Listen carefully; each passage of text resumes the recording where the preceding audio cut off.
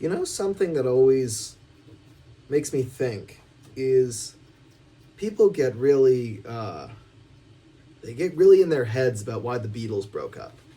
And oh, what a tragedy it was that the Beatles broke up. And did Yoko break them up? She didn't break them up. But, you know, like who, you know, what's the reason? Like everyone's looking for a reason. Why did the Beatles break up? And it's like, I find that question to just be fascinating because it's like, why would the Beatles stay together?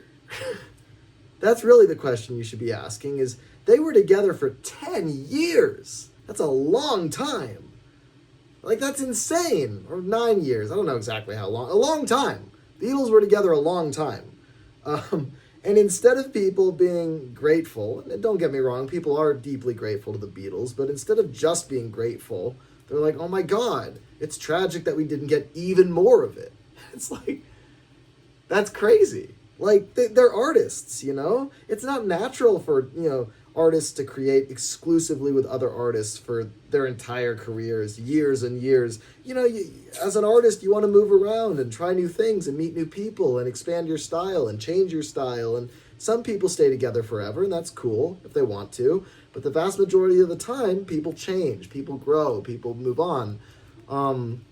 Anyway, I think it's really interesting when people feel the need, and now we're talking about YouTube, when people feel the need to be like, oh man, I'm so sorry I haven't been active lately, guys. I'm sorry I haven't made a new video.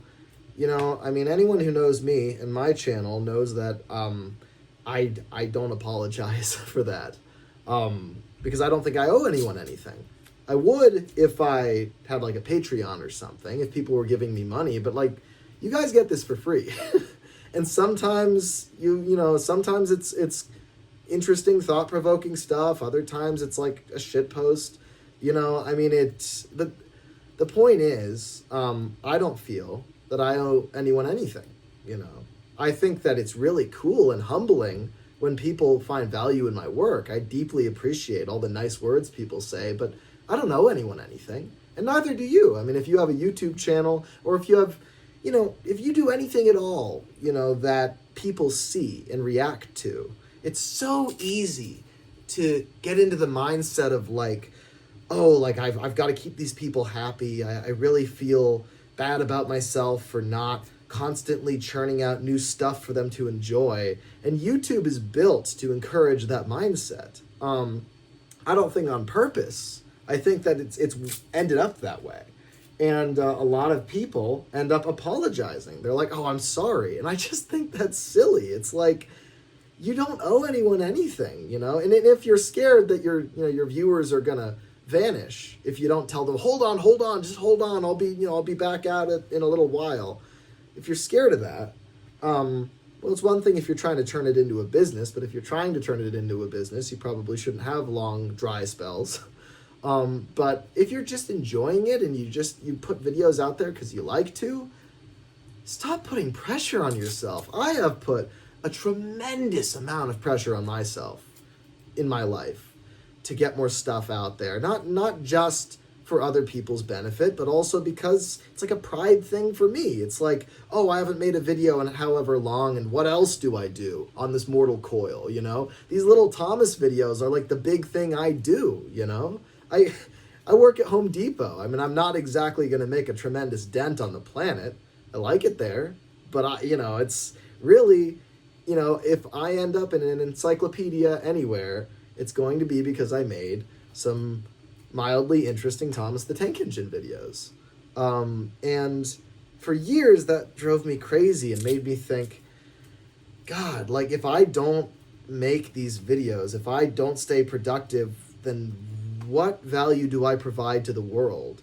And you aren't here to provide value. You're here. That's it. And, you know, you're here to enjoy yourself. And you want to be good to people while you're here. And if you can help people or even change lives, that's fantastic. But ultimately, you're here as a gift to you, to enjoy the world, to experience the world. Another buffer's done. That's why you're here. You know, I mean, if you need, I mean, maybe you've got a much better reason than me, in which case, just ignore my reason. But that's why I think I'm here, is to enjoy myself and to enjoy other people and to enjoy art and to enjoy making a 9F for no reason, just because it's cool, you know? It's like, I'm here to enjoy myself. And sometimes it's really enjoyable to share what I'm making with people. And other times it isn't. Other times it's a lot of work that I don't benefit from. Only they do. And that's the thing, you know? I mean, if you make videos, if you make art of any kind, don't feel that you owe people anything. Think to yourself, what do I get out of that? Like, if I'm going to release a video, am I actually enjoying the process? Am I actually enjoying this? Or am I just doing it out of a sense of obligation? Because you're not obligated. People will be fine without your videos. People will be fine without my videos. Like, I'm really honored that people enjoy them, but no one needs them. So there's no obligation there. So don't apologize for being inactive. And if you enjoy making art or making videos, whatever you categorize it as, and you're mad at yourself for not being able to do the thing that you enjoy, maybe you don't enjoy it right now. Maybe you should take a break. Maybe you should try something else. Maybe you should stop pressuring yourself, because, you know, you got to listen to yourself and listen to your feelings. And if you have been eking by for years and inactive and barely making any videos and miserable the whole time, you're going about it wrong. You're doing the wrong thing. I've been making one-off models lately, you know? And it's like, I have a million stories I'd love to tell. They're all written down. I'd love to publish them in some form, but they're all half finished. And it's like, for years I've been so doggedly pursuing the production of those works. And it's just, it's a terrible pity that I've put myself through that when I should just enjoy myself in the moment, you know? I mean, it doesn't really matter what it is. I like creating, you know? I don't like thinking about the end goal too much. I mean, I know roughly that this is going to turn into a castle, you know? Like the engine, not the building. But I know that, you know, other than that, it's just a ride, you know? Like, I don't know what I'm going to do afterwards. I'd love to do an A3 in apple green. That's what I'm thinking right now.